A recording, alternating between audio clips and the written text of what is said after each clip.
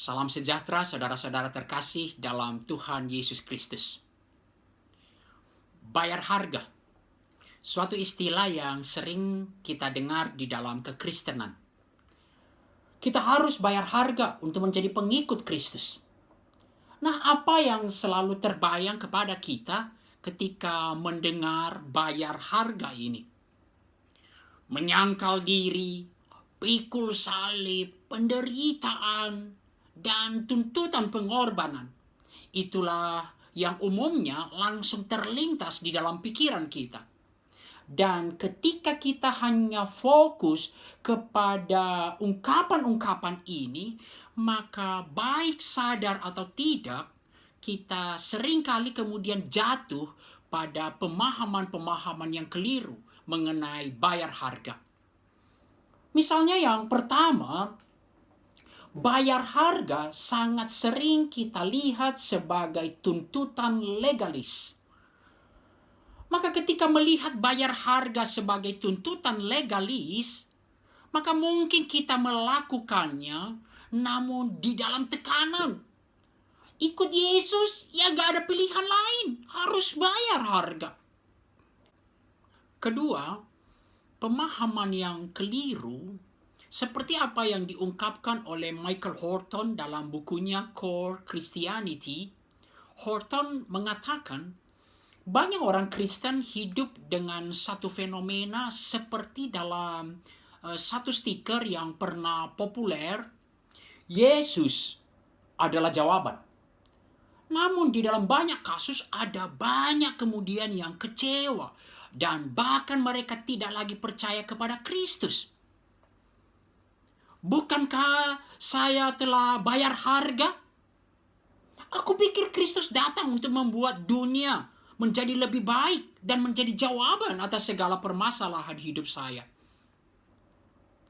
Dari apa yang diungkapkan oleh Horton ini, saya parafrasekan dengan pengungkapan lain. Bayar harga itu untuk membuat Tuhan berhutang. Ada banyak orang Kristen mengikuti Yesus Kristus dan mau bayar harga untuk mendapatkan apa yang diinginkannya di dalam dunia ini. Saya telah melakukan sesuatu, saya telah bayar harga, saya telah berkorban banyak untuk kekristenan, saya telah ikut pelayanan. Saya layak mendapatkan apa yang saya inginkan dari Tuhan. Dan tidak heran ketika kemudian kita tidak mendapatkan apa yang diinginkan hati, banyak yang kecewa dan bahkan meninggalkan Tuhan. Saudara-saudara yang terkasih, mari kembali kita merenungkan hal ini secara serius. Sebenarnya Tuhankah yang berhutang kepada kita atau kitalah yang berhutang kepada Tuhan? Roma 11 ayat 35, atau siapakah yang pernah memberikan sesuatu kepadanya sehingga ia harus menggantikannya? Ini mengingatkan kita bahwa Tuhan tidak pernah berhutang kepada kita. Kitalah yang sesungguhnya berhutang kepada Tuhan. Dan saya kutip apa yang diungkapkan oleh Timothy Keller. Dosa itu tumbuh ketika kita berpikir bahwa kita pantas, layak mendapatkan sesuatu dari Tuhan. Dan kesalehan, kehidupan yang berkenan di hadapan Tuhan bertumbuh ketika kita ingat bahwa kita sesungguhnya berhutang kepada Tuhan. Saudara-saudara terkasih, kita akan memikirkan kedua pemahaman yang keliru ini. Kita mulai dari poin yang kedua. Saya kembali mengutip apa yang dituliskan Michael Horton. Betul, Yesus adalah jawaban. Namun Yesus bukan saja jawaban atas pertanyaan-pertanyaan kita. Yesus memberikan pertanyaan yang lebih baik kepada kita tentang apa sebenarnya yang kita butuhkan. Hal ini bukan berarti kebutuhan-kebutuhan kita yang lain tidak penting. Tetapi kita harus tahu apa sebenarnya kebutuhan kita yang paling penting. Dan kebutuhan kita yang paling penting itu, kita tahu dari masalah apa yang sebenarnya yang kita hadapi, yang paling mendesak atau yang paling genting. Mari kita melihat satu bagian firman Tuhan, Lukas 9 ayat 22 sampai 25. Dan Yesus berkata, anak manusia harus menanggung banyak penderitaan dan ditolak oleh tua-tua, imam-imam kepala dan ahli-ahli Taurat, lalu dibunuh dan dibangkitkan pada hari ketiga. Katanya kepada mereka semua, setiap orang yang mau mengikut aku, ia harus menyangkal dirinya, memikul salibnya setiap hari dan mengikut aku.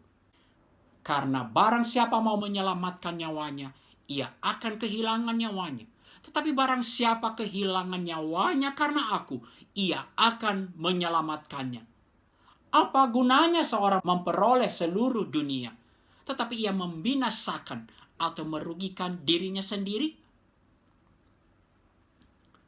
Saudara-saudara yang terkasih, apakah sesungguhnya yang paling berharga di dalam kehidupan kita ini? Dan jika kita memikirkan ini serius, maka kita akan sampai pada akhirnya, pada satu kesimpulan, bahwa yang paling berharga adalah nyawa kita atau hidup itu sendiri. Pandemi yang kita rasakan ini telah menunjukkan kepada kita, setiap orang mau berkorban demi apapun, mau bayar harga demi apapun, demi menyelamatkan nyawanya.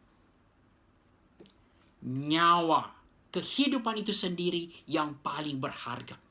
Dan karena nyawa yang paling berharga, maka masalah terbesar yang paling genting adalah tentang kehilangan nyawa oleh kutuk kematian. Dari pengajaran Tuhan Yesus ini, Tuhan Yesus menegaskan bahwa apa yang paling berharga itu, yaitu nyawa, hidup itu sendiri, sesungguhnya hanya kita peroleh di dalam Kristus atau ketika mengikuti Kristus. Dan di luar mengikuti Kristus, sesungguhnya merupakan masalah terbesar, resiko terbesar. Karena kita akan kehilangan nyawa, kehilangan kehidupan yang kekal, sekalipun kita memperoleh seluruh dunia ini. Dan dari pengajaran ini, apakah yang perlu kita ingat dan renungkan terus-menerus? Ketika kita berbicara tentang bayar harga di dalam mengikuti Kristus, sebenarnya ada harga atau risiko yang jauh lebih besar. Adalah ketika kita tidak mengikut Kristus. Harganya, resikonya adalah kehilangan nyawa, kehilangan hidup oleh kutuk kematian. Dan terpujilah Tuhan, Kristus datang tidak hanya untuk memberikan kehidupan yang terbaik untuk kita saat ini. Dia datang untuk memberikan kita hidup yang kekal. Dia datang untuk membebaskan kita dari kutuk kematian. Saudara-saudaraku, kita sering kali membayangkan bahwa harga untuk mengikut Kristus itu adalah jauh lebih besar, yang terbesar dibanding harga tidak mengikut Kristus. Dan itulah sebabnya kemudian kita pikir, wow, mengikut Kristus itu terlalu susah dan lebih menyenangkan hidup tidak mengikut Kristus. Tetapi kalau kembali kita merenungkan pengajaran Tuhan Yesus ini, maka kita harus perlu terus menyadari bahwa sebenarnya cost of not following Jesus, biaya, harga, resiko tidak mengikut Kristus, sesungguhnya jauh lebih fatal, jauh lebih besar daripada bayar harga karena mengikut Kristus. Maka apa yang sesungguhnya kita sebut sebagai bayar harga selalu ada di dalam kasih karunia Allah yang agung bagi kita. Dan ini sekaligus menegaskan kepada kita bahwa apa yang disebut bayar harga bukanlah tuntutan legalis, tetapi undangan untuk mendapatkan kelegaan. Matius 11 ayat 28 sampai 30. Marilah kepadaku semua yang letih lesu dan berbeban berat, aku akan memberikan kelegaan kepadamu. Pikulah kuk yang kupasang dan belajarlah padaku, karena aku lemah lembut dan rendah hati, dan jiwamu akan mendapat ketenangan. Sebab kuk yang kupasang itu enak dan bebanku pun ringan. Sekali lagi, seringkali kita berpikir beban, kuk, atau harga yang harus kita bayarkan ketika di luar Kristus, ketika tidak mengikut Kristus, itu jauh lebih enak daripada bayar harga mengikut Kristus. Namun firman Tuhan ini mengingatkan kita, apa sih kuk yang terberat itu? Kuk yang tidak enak? Kuk yang tidak enak itu adalah kuk dosa, kutuk kematian. Beban yang terberat itu adalah dosa. Dan di dalam kasih karunia Allah yang besar itu, kuk yang terberat itu sudah dipikul oleh Tuhan Yesus. Dan disinilah kita kemudian memahami panggilan untuk mengikuti Kristus. Apa yang kita sebut bayar harga di dalam mengikuti Kristus. Apakah ini artinya janji bahwa kita dibebaskan dari segala masalah atau kesulitan atau bahkan penderitaan di dunia ini? Apakah ini berarti mengikut Kristus tidak ada harga yang harus kita bayar? Tentu saja tidak. Tetapi kita tahu sekarang, ketika kita dipanggil menyangkal diri, memikul salib, ikut menderita bagi Kristus, itu semua terjadi di dalam kasih karunia Allah yang begitu besar. Dan bayar harga itu adalah melegakan. Mengapa? Kuk yang tidak enak itu, beban yang berat karena dosa itu, telah dipikul oleh Kristus bagi kita. Ketika kita berbicara tentang bayar harga di dalam mengikut Kristus, kita tahu sekarang, di dalam persekutuan dengan Kristus, kita akan ditolong dan dimampukan untuk menjalaninya. Dan bahkan menikmati kelegaan yang Kristus telah janjikan bagi kita, bagi setiap orang yang mengikut Dia. Saudara-saudara terkasih, bayar harga adalah panggilan penyerahan diri kepada Tuhan, dan sesungguhnya undangan untuk menikmati kelegaan di dalam Tuhan.